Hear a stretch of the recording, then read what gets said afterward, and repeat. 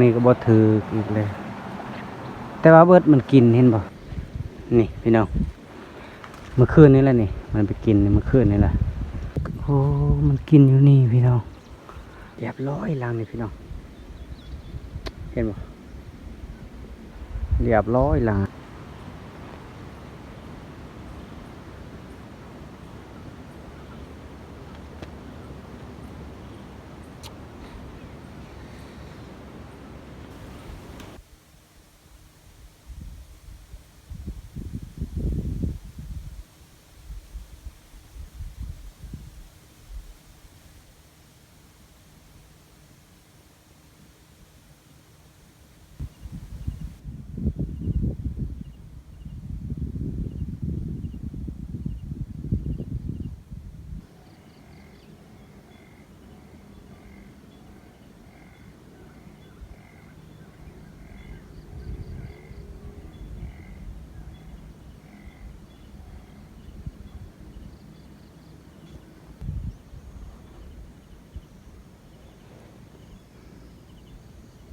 สบายดีพ่อแม่พี่น้องเนาะ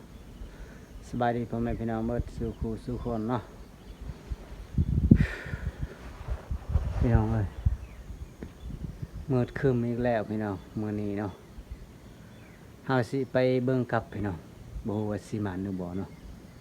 ไปเบิ่งกับอันเฮาใส่เมื่อวานนี้เนาะพี่น้องเนาะนี่แหละพี่น้องเปิดคลิปอยู่เที่ยงนี่เนาะเบิ่งบรรยากาศนี่พี่น้องเดี๋ยวนี้ก็เฮาอยู่บนเทียงของสวรรค์เนาะเทียงสวรรค์เปิดคลิปมานี่แหละพี่น้อง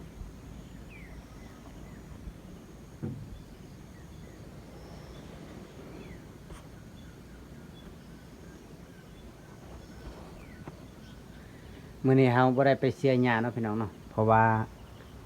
ค่าเวียกอยู่นั่นน่ะเวียกอันที่เฮาเวียกเฮาไปช่วยเอื้อยเฮาเนาะ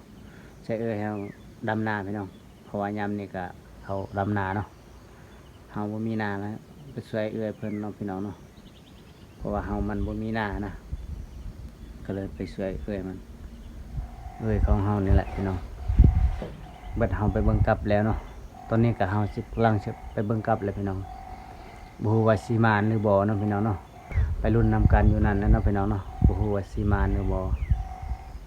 ก็รับชมรับเบิ่งกันยาวๆกันเลยเนาะพี่น้องเนาะไป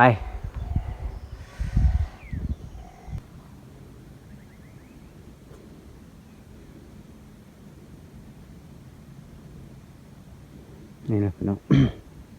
เอาไปเดินเอาเนาะบ่ได้เอารถเนาะพี่น้องเนาะเพราะว่าน้ำมันขึ้นแห้งพี่น้องเลยเอาย่างเอาแบบนี้แหละพี่น้องเอาบ่ได้เอารถเนาะน้ำมันแบบฝนตกตลอดนะฝนตกตลอดเลยน้ำมันขึ้นแห้งนะพี่น้องก็เลยเอาบ่ได้เอารถมา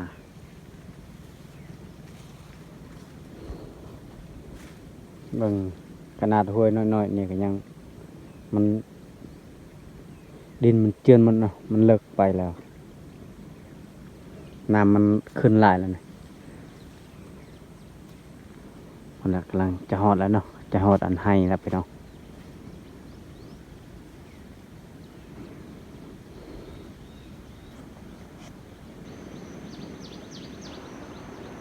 ฝนกำลังชิดตกอีกแล้วเห็นบ่น้ำหมอกมันย้อยมานะย้อยถึงหัวผู้เนาะมันชิดตกอีกแล้วพี่น้องฮอดให้แล้วนี่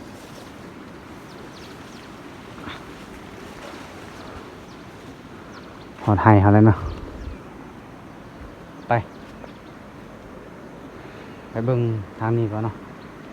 ทางนี้ก่อนครับไปเบิ่งไป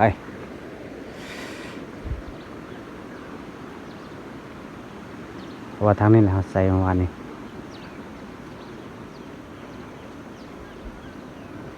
พวกนั้นมาไวอีหลีเพิ่นน่ะมันดังไฟเลยครับ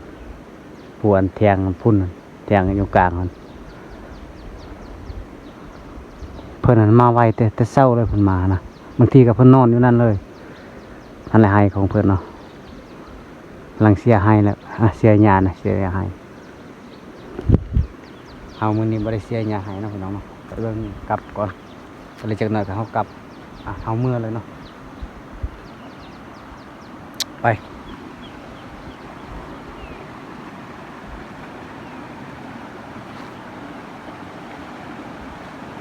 โอ้บ่เห็นหลังนี้ครับเบิดมันกินนะกินสลีเบิดแต่ว่าบ่เห็นบ่ได้ถึกเนาะ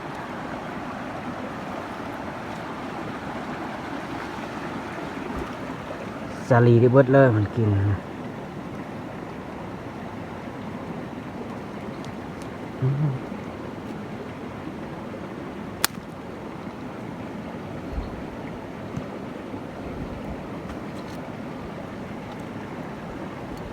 หลังแรกเนาะบ่ถึกไปกันต่อพี่น้อง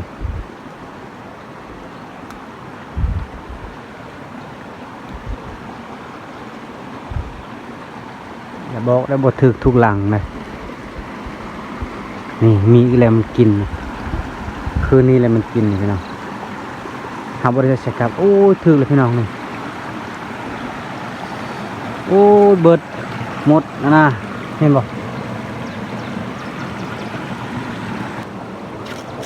มีแต่หมดนี่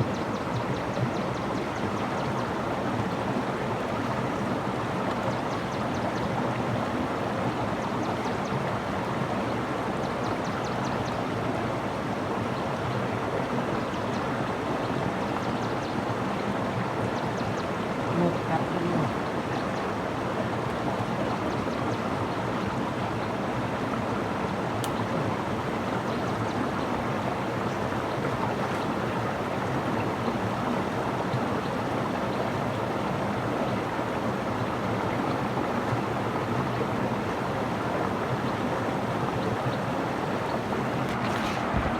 เบิดเลยหมดกินนะหมดกินตัวมัน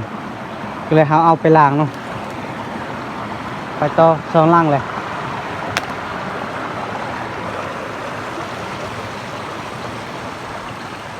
โอ้ยอยู่นี่บ่ถือลังนี่บ่มันบ่ได้ไปกินเนาะสองลังนี่บ่ถือเนาะเสียดายเด้นี่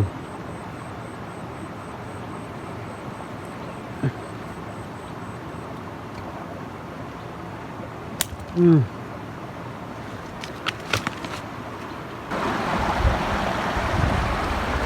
ปกันต่อครับหลังนี้ถือบ่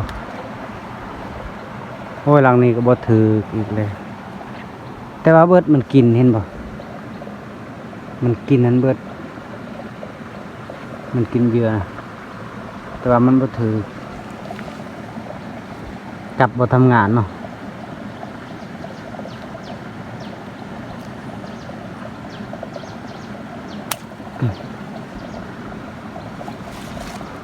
แล้วบอกได้มีแต่ตัวเดียวเลย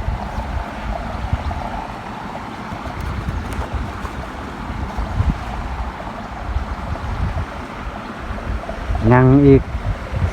ลังเบิ่งกันลังเลยนี่5ลังแล้วเนาะ1 2 3 4 5ลังเลย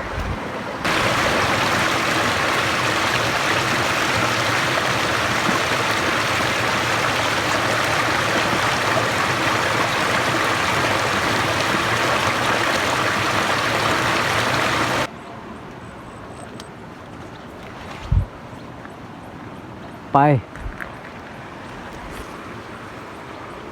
ถึกบ่หลังนี้บ่โอ้ยหลังนี้ก็บ่ถึกอีกแล้วพี่น้องเอ้ยจักสิเป็นจังได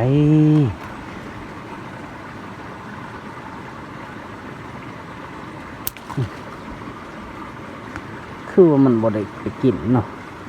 แต่ว่าตอนเฮาบ่ได้ไปใส่นี่คือว่ามันกินหลายลีเป็นจังไดไปกันต่อนี่พี่น้องเมื่อคืนนี้แหละนี่มันไปกินเมื่อคืนนี้แหละเห็นบ่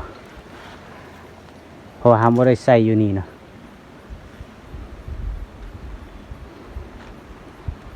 บ่อนเฮาบ่ได้ใส่ก็มันกินพี่น้องบ่อนเฮาบ่ได้ใส่นะบ่อนเฮาบ่ได้ใส่ก็มันกินบ่อนเฮาใส่มันบ่ได้มันกินนะไปหลังนี้คือสิมีเฮาใส่เนาะเรียบร้อยหลังนี้พี่น้องเห็นบ่เรียบร้อยหลังอันนี้พี่น้องนี่มาเลยพี่น้องเรียบร้อยหลังนี้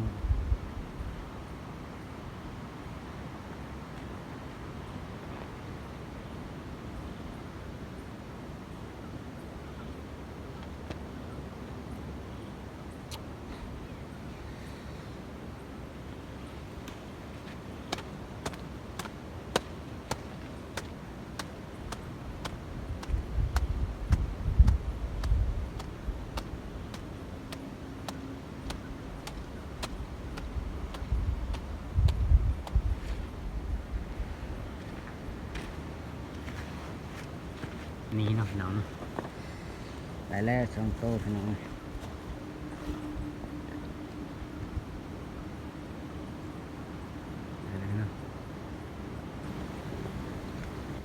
นี่แหละบอลเฮาเสียหญ้าหวานนี่เนาะ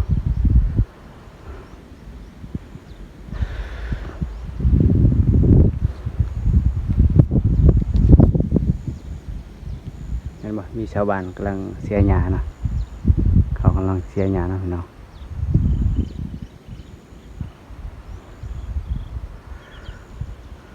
ฝนกำลังสิมาแล้วนะไปเบิ่งหลังสุดท้ายเลยพี่น้องบ่ฮู้ว่าสิมาหรือบ่เนาะหลังสุดท้ายแล้ว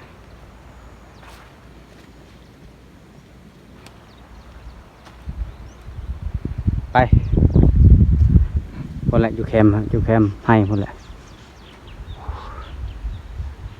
ไปบอนนี้แหละใส่เพราะว่ามีมันกินเนาะมาลุ้นเอาผู้สิถึกหรือบ่โอ้ยกลับบ่ได้ทำงานซ้ำเห็นบ่เหยื่อก็ยัง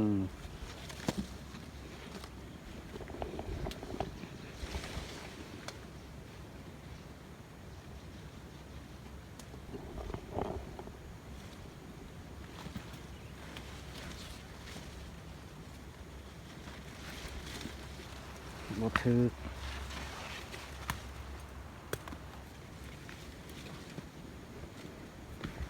ไปปักไปเที่ยงก่อนจะมาเอามือเนาะ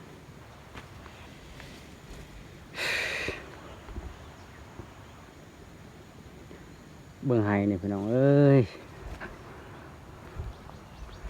เข้าจนบ่เห็นเลยเนาะนี่มีแต่หญ้าลายนี่หญ้านี่มันออกลายเห็นบ่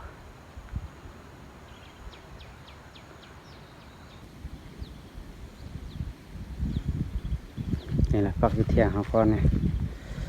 โอ้ขับไฟก็บ่ได้เอาพี่น้อง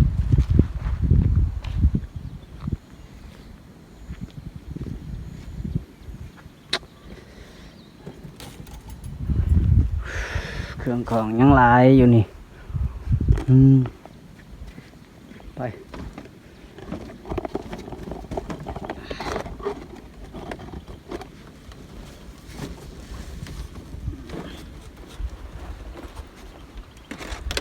กับ10 กว่าลังได้มีแต่2 โตโอ้ได้แต่2 โตกับเป็น10 กว่าลังพุ่นนี่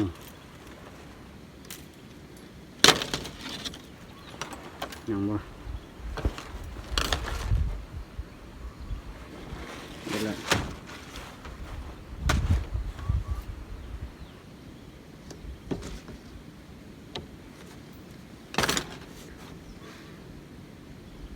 ฝนตกตลอดพี่น้องเอ้ย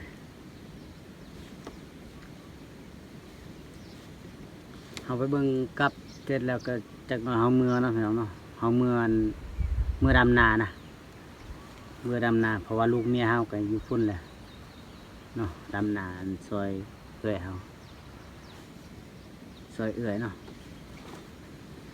นี่แหละพี่น้องเบิ่งบรรยากาศทางพุ่นครับตกแล้ว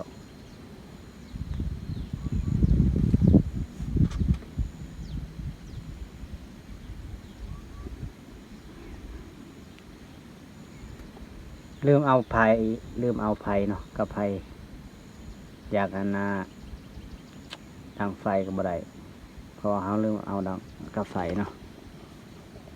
นี่พี่น้องโอ้ได้หยังเลยเอาสำหรับคลิปนี้ก็จบอยู่นี่ของน้องพี่น้องเนาะไปเบิ่งก็ฝากกดไลค์กดแชร์ด้วยพี่น้องเนาะเพื่อเป็นกำลังใจเนาะเฮ็ดคลิปต่อไปนะคลิปนี้ก็จบสำนี้ก่อนเนาะ